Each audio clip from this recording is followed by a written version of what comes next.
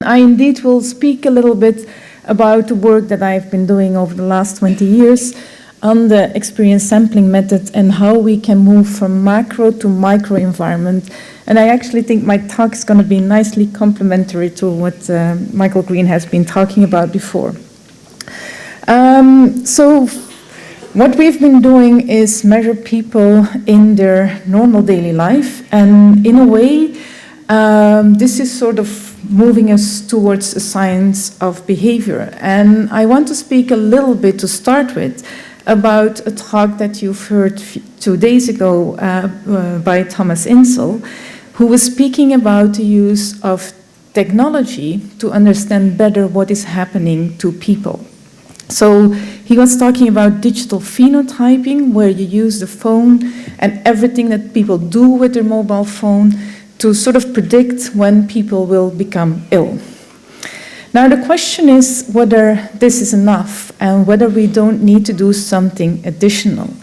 Because one thing that I feel is missing in digital phenotyping is the experience of the person and the experience as it occurs in the context.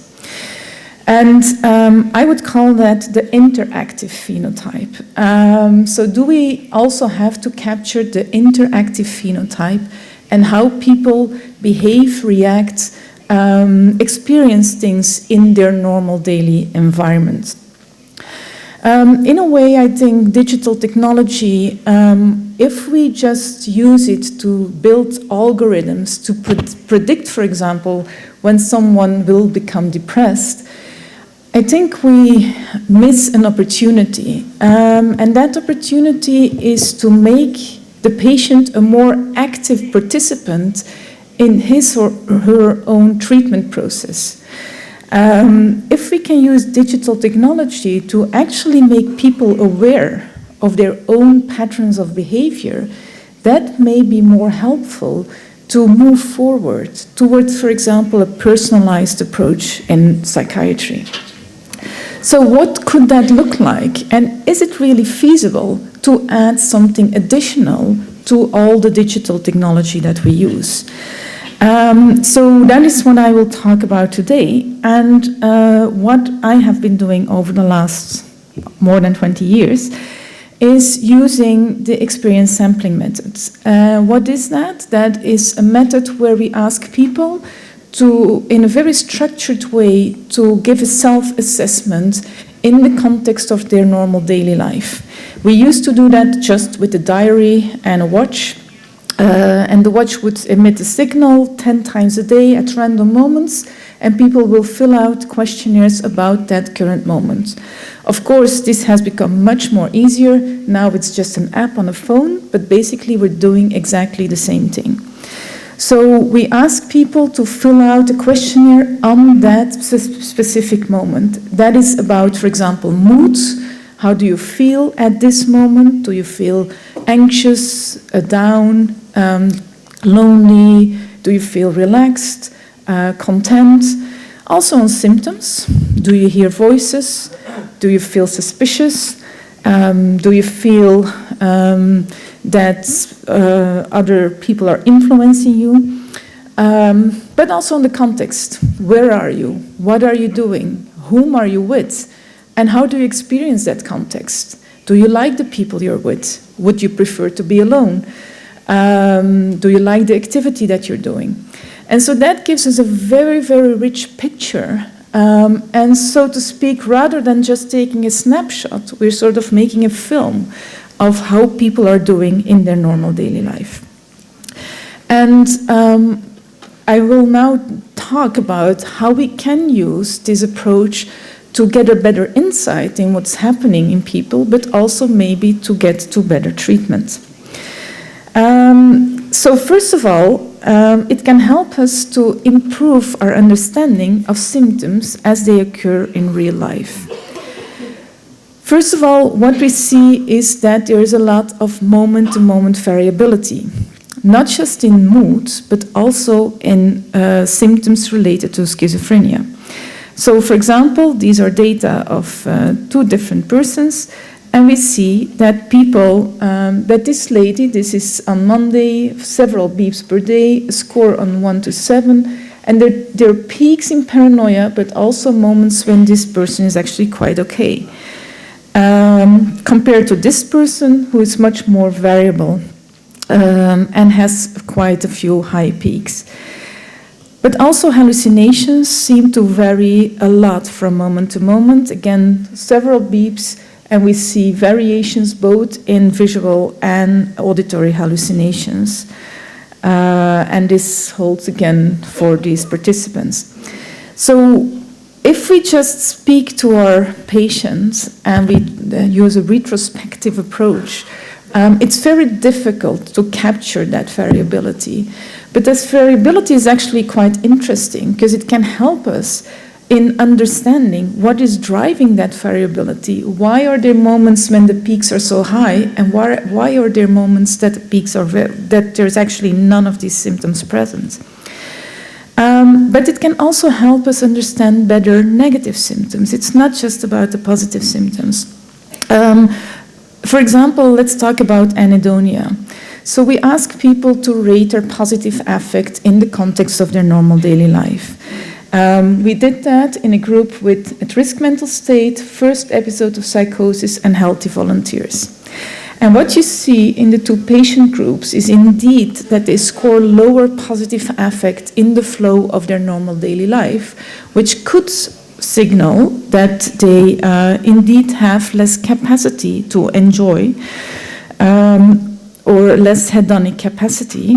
However, the question is this really true? Or is this maybe a reflection of a life that is not so pleasant? Do they have equal amount of reason to feel good? So what's interesting with experience sampling is that you can then investigate that question. So what we do is we ask people also, one of the questions is, when you look back from the previous beep to the current beep, what was the most important thing that happened? Of course, we ask that 10 times a day. So it's usually not, I got married, I found a job, I got a divorce, and I had a car accident. It is small things that happen in the flow of daily life.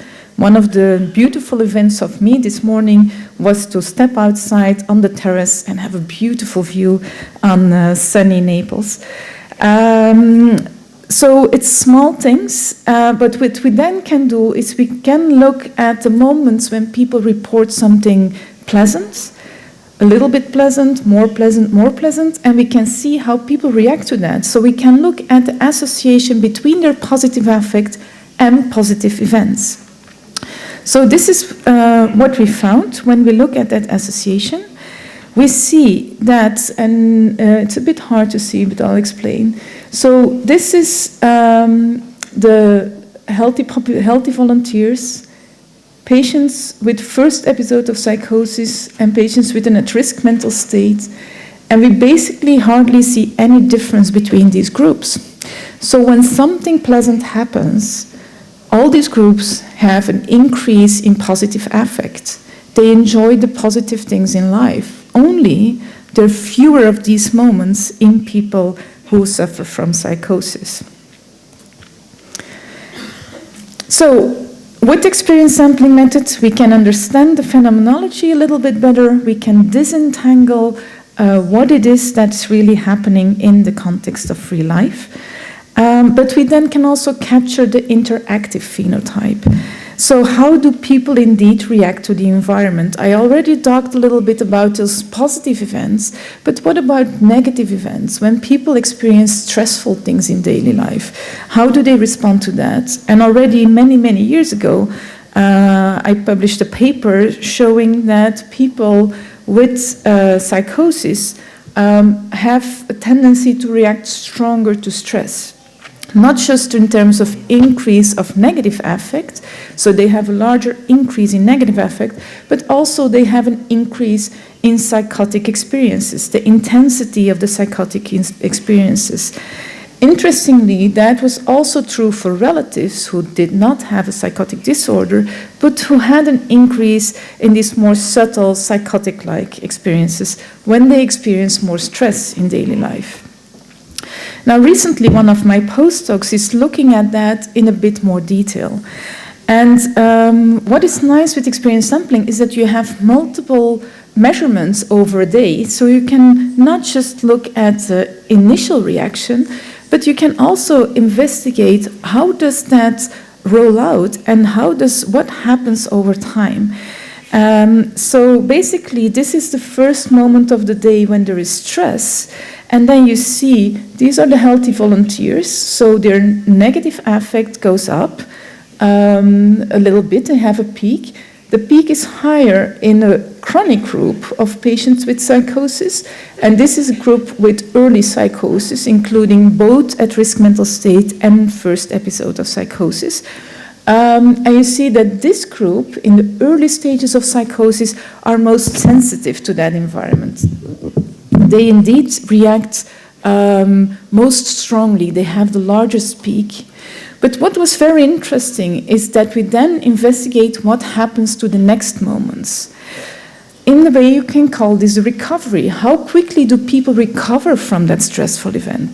So what you see in the controls, in the healthy volunteers, is that they very quickly, they have a slight bump, something negative happens, your negative affect increases a little bit, and you very quickly go back to your normal pattern.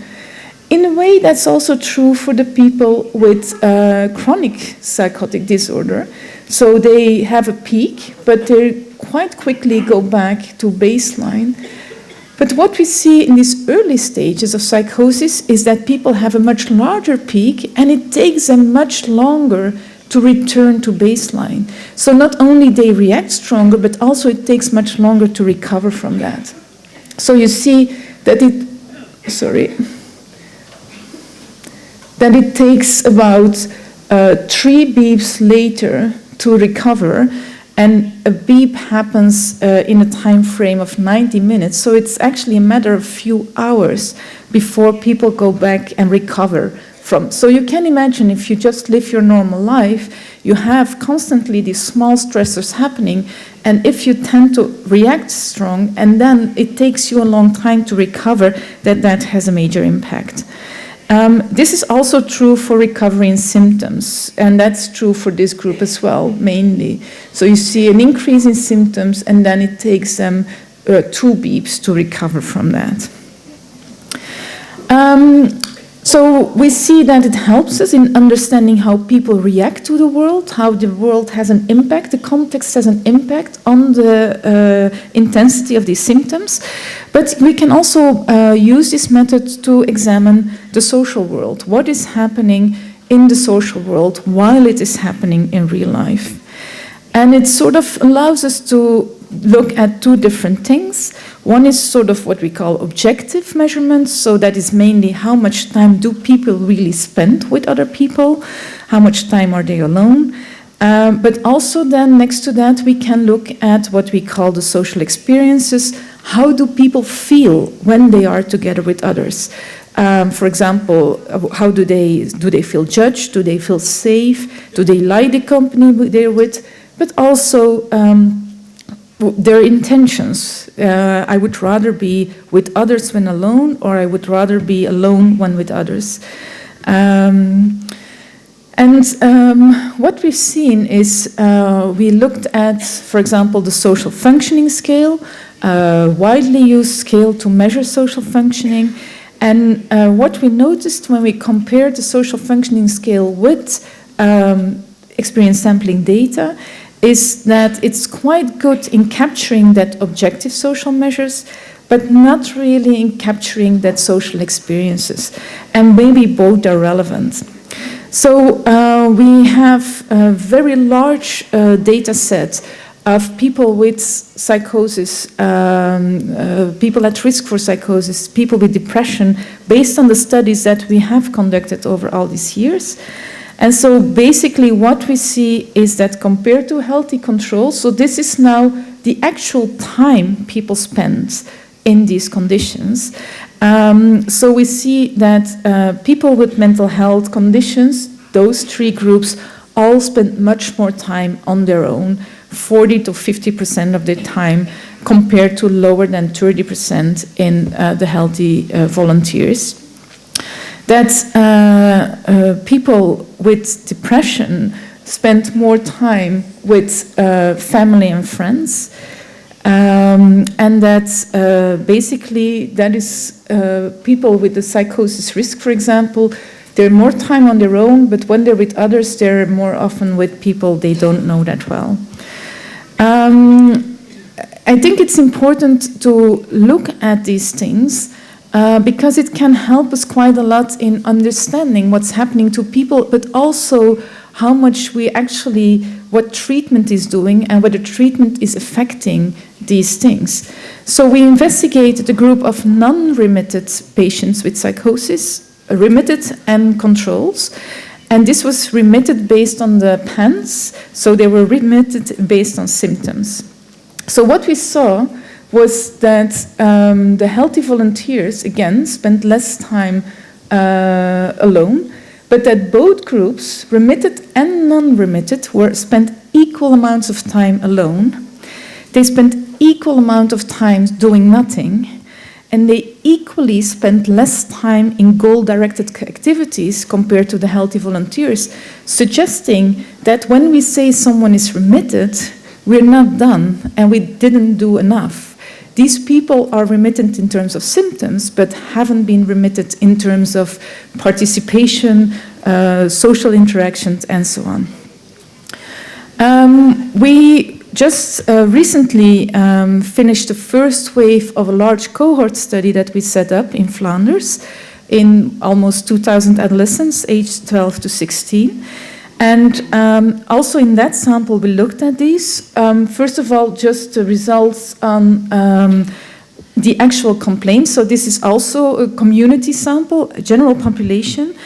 And we noticed that almost 50% of these young people had mild psychological complaints, and almost 17% of the group had moderate to severe mental health problems.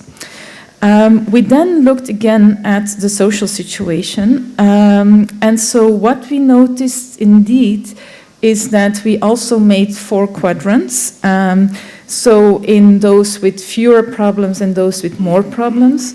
And so what you can see very nicely is that the more mental health problems you have, so the higher you are, the more time you actually spend on your own, even when you're 12, 14, or 16 years old.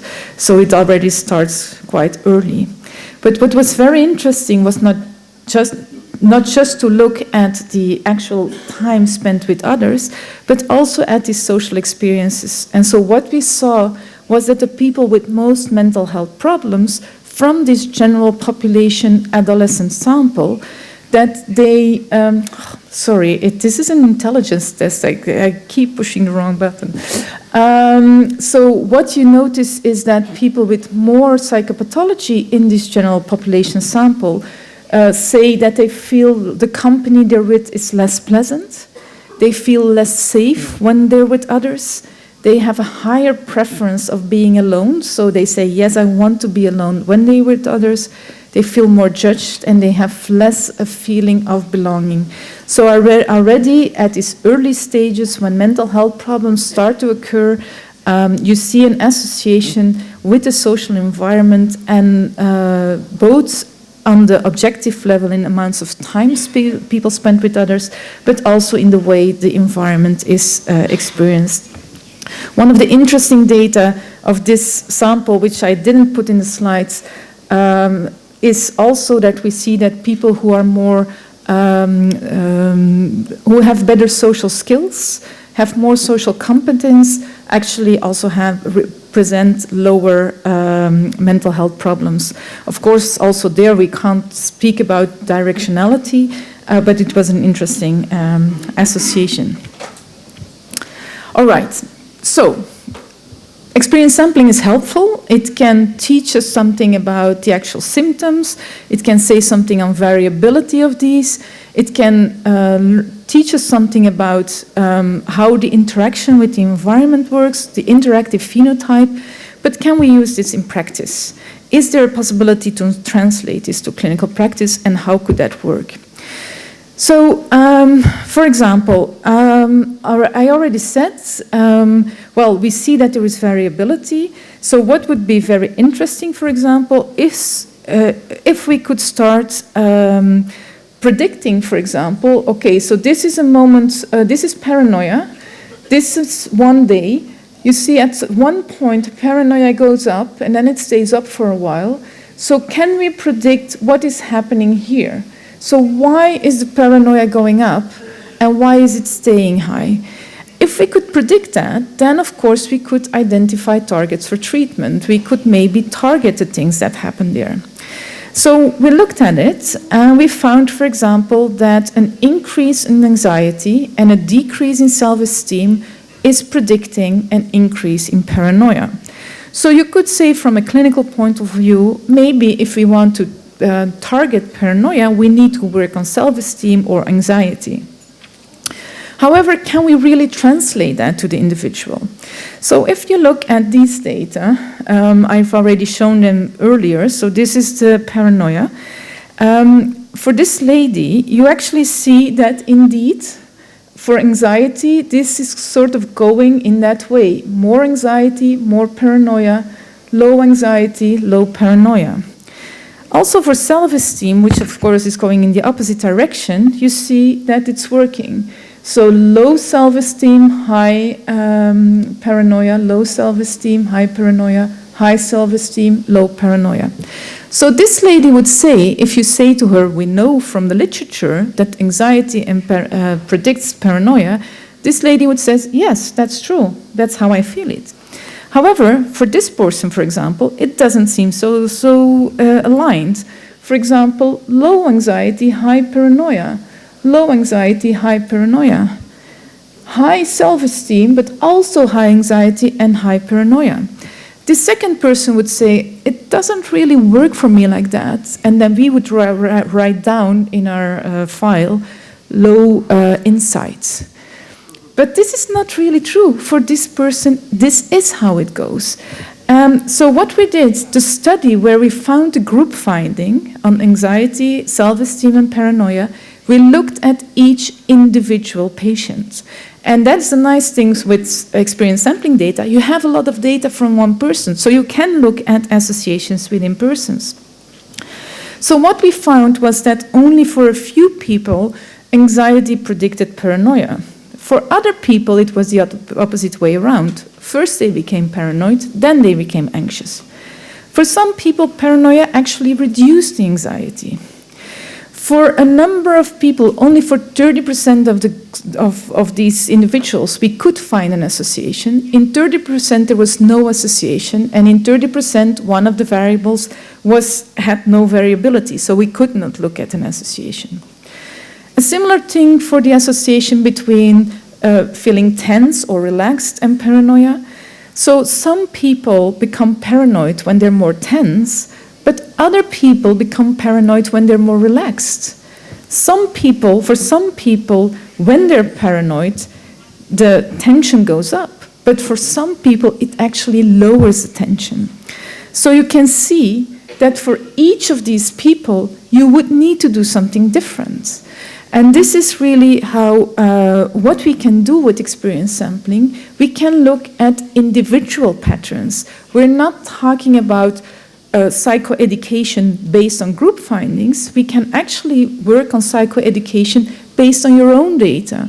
What are your patterns of risk? When is it, what is happening for you? And so I think that is a really important strategy to improve our understanding or to improve the way we treat our patients if we can start working on an individualized approach where people actually collect their own data. I think this is actually really also helping in shared decision making. If you give people a tool to bring their own experiences to the table, then you're working on a more active relationship between the clinician and the patient. And the patients can use this to really demonstrate what are their complaints and symptoms in the flow of normal daily life. So the next question then is, okay, so this is clinically relevant. We can use it. We can also use it to evaluate treatments better because we have more fine-grained data. We have more detailed data on not just the symptoms, but also what people do, how active they are, their quality of life. But then the next step is also, can we use digital technology to improve our understanding or to bring the therapy from the doctor's office to the real world? And then we start talking about ecological momentary interventions. So can we also treat people in the flow of their normal daily life? So what is that, an ecological momentary intervention? So basically we try to use the digital technology to deliver therapy in the real world at moments when it's most needed. And basically you provide a sort of round-the-clock support. But more importantly, I think it may induce sustainable change, which I will explain in a minute. So I will now discuss two potential ecological momentary interventions. So one is behavioral activation in real life. This was in people with depression, chronic depression, and they were basically randomized in 3 groups. So there was one group, the control group. They got just treatment as usual. One group did experience sampling, but they didn't receive any feedback, so we call that a pseudo-intervention. And then one group, they did experience sampling and they did receive feedback. So, as I said, this is in people with depression. All these people were chronically depressed, had been on antidepressants for a long time, all had residual depressive symptoms. So basically, what was the feedback that we were giving people? We basically gave them feedback on, for example, the sorts of activities they were doing and how they feel in that sort of activities, particularly focusing on positive affect. So here we have a graph of the amount of time they spent in different activities. And here you can see the positive affect they have in that activity. So for this particular person, active relaxation or active leisure activity results in most positive affect. But when you look here, this is the dark blue, you can see that this person spends only very, very little amount of time in that situation. And this was basically the only thing with it. We gave feedback on this is how you feel in these situations and this is the amount of time you spend in these situations. We did that with relation to the social environment, the sort of activities people were in. And these are the data. So let's first look at the control group. You can see that this is pre-measurement, post-measurement, and then for a 24 weeks after treatment, nothing happened in the control group.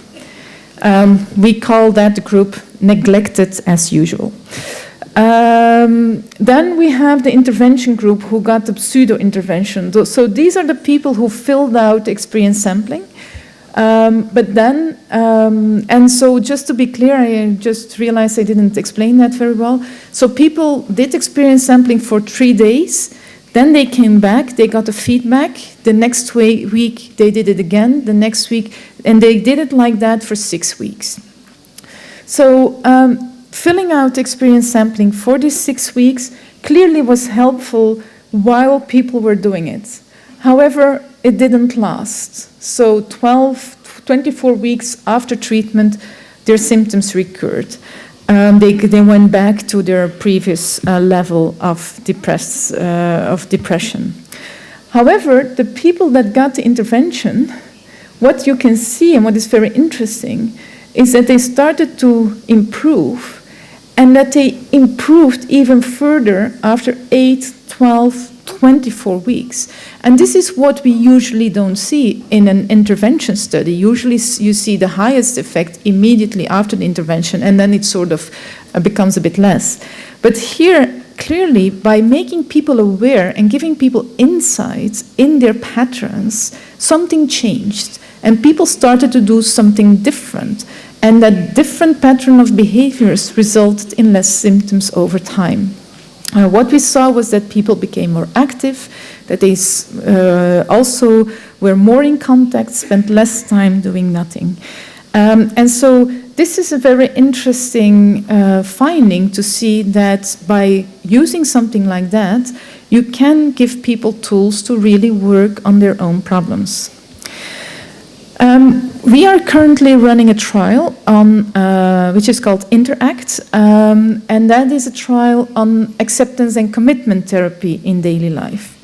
So what we do here is, again, we have a randomized clinical trial where we look at treatments as usual and cognitive behavioral therapy, and we compare that to acceptance and commitment therapy in people at the early phases of psychosis. So this is at-risk mental state and first episode of psychosis.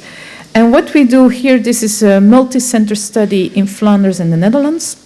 And what we do here is basically people have sessions with their therapists, so they have a session on ACT, one of the ACT sessions, which can be about acceptance, diffusion, etc.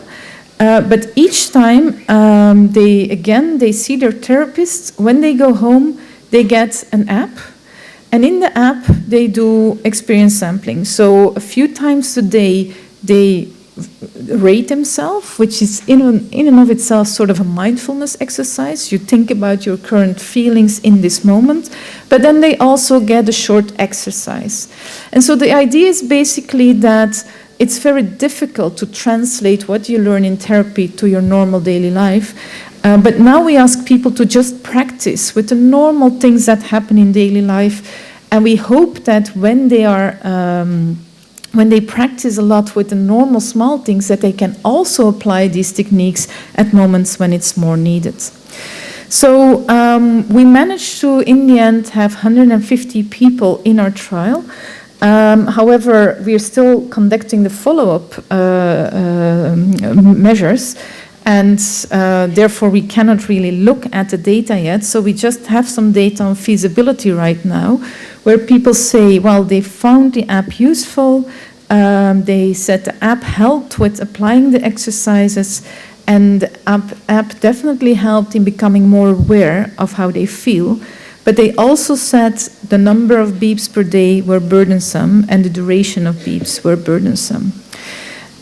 We also added a qualitative study to that, and I just have some quotes from that. So some people said, this is the first thing that really helped me.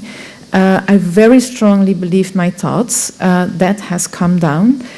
The app is helpful because it brings you constantly back. Remember your exercises, your breathing. What do I feel?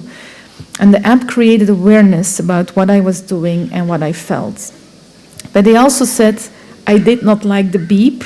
It irritated me. The questionnaire was very long. That was annoying. The same question came back over and over again.